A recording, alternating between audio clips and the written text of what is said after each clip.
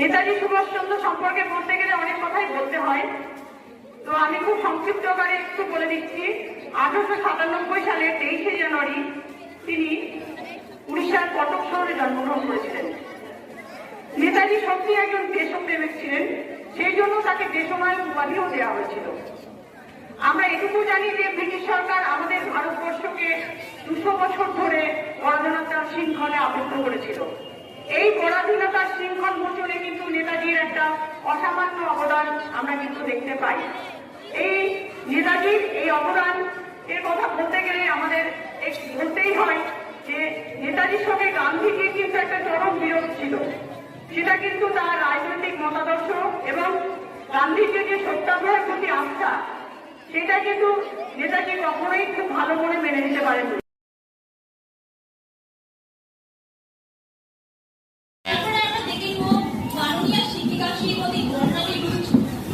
স্বরচিত কবিতা আবৃত্তি করবে নবম শ্রেণীর ছাত্রী দেবানী দাম।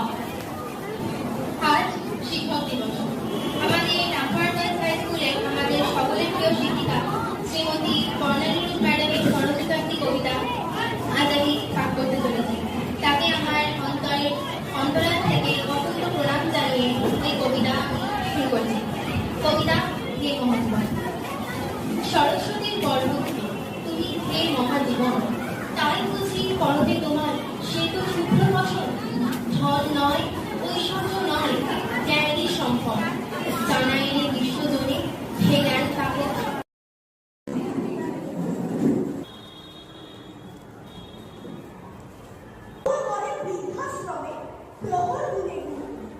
যে মেয়েটার মৃত্যু হলো পরের দামে সেই দিনটা মনে আছে।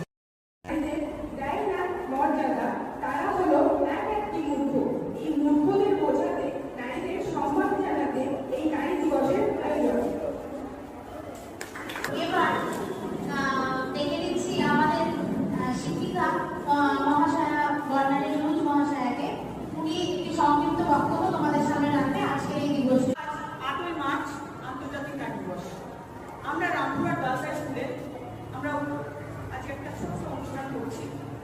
সেই অনুষ্ঠানটা করার তাৎপর্য এটাই যে আমরা প্রত্যেকেই যারা এই বিদ্যালয়ে পড়ি তারা প্রত্যেকেই নারী। তো এই নারীদের একটা কিন্তু মর্যাদা আছে, সেই মর্যাদাটাকে আমাদেরকে উঁচু করে তুলে ধরতে হবে। কেন এই পুরুষাচিত সমাজে আমাদের মর্যাদা দেওয়া হয় না। এই মর্যাদা দেওয়ার বা এই মর্যাদা পাওয়ার এই ক্ষেত্রে আমাদের কিছু কথা বলতেই হবে। তার আগে বলে নিই, আজকে যে 8ই মার্চ আন্তর্জাতিক নারী দিবস, এটাকে এর আদি নাম হচ্ছে কর্মজীবী নারী দিবস। বিশ্বের সব দেশেই এই নারী দিবসকে উপর নিয়ে আসবে।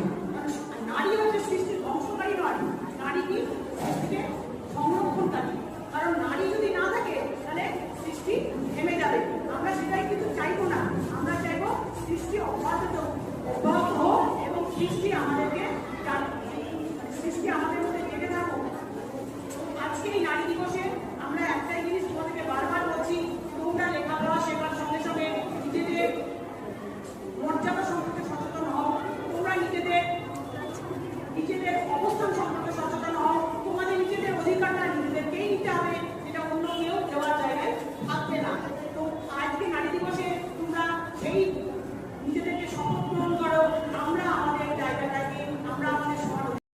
2019 সালের 14 ফেব্রুয়ারি জেসি মোহাম্মদ এক জঙ্গি সংগঠনের উগ্রপন্থী যাকে আমরা বলি, সেই সংগঠনের একটা বোমা বারুদ সহ একটি গাড়ি আমরা দেখতে পাই আমাদের কাশ্মীর সীমানায়।